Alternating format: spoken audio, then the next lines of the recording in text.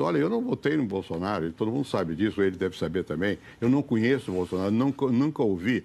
Para que eu fui presidente, ele era deputado, nunca ouvi. Ele até quis me fuzilar, mas só verbalmente, né? E já explicou que meu avô também quis fuzilar o imperador, que é verdade. Bom, mas enfim, eu não conheço.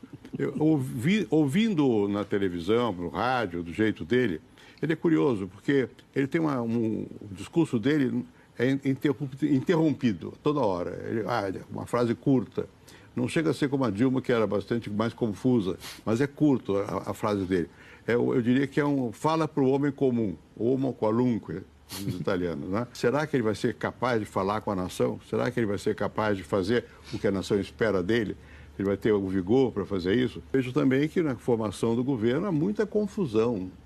Se eu estivesse escrevendo no Twitter, que nós falamos há pouco, eu diria o seguinte: é um governo que é liberal na economia, nos costumes retrógrado, olha para trás, e tem muito militar. Crise da democracia representativa. Ela existe. Eu, como sou democrata, eu gostaria de vê-la refeita nos termos que você propõe aí, mas não tá claro que isso vai ocorrer dessa maneira. Se você olhar para o mundo hoje, onde é que não tem essa sensação de instabilidade? Nos países mais ditatoriais, tipo Rússia, tipo Turquia, tipo China. Eu não quero isso para o Brasil.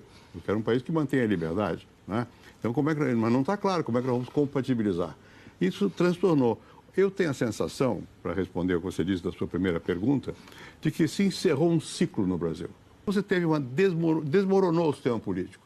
O PSDB também desmoronou. E as razões são as mesmas. Pegaram todos os partidos.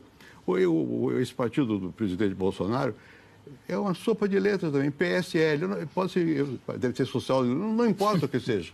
Eu não sei, não importa o que seja. Tem muitos, acabou.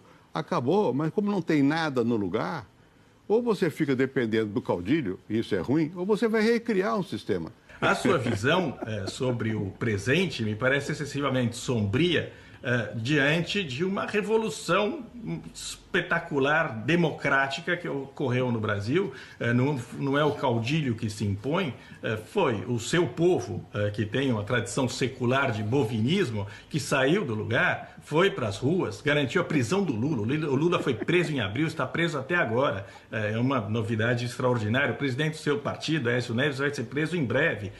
Houve uma devastação do sistema político brasileiro pelo voto intransigente, pelo voto rebelde de uma população que não tem esse hábito.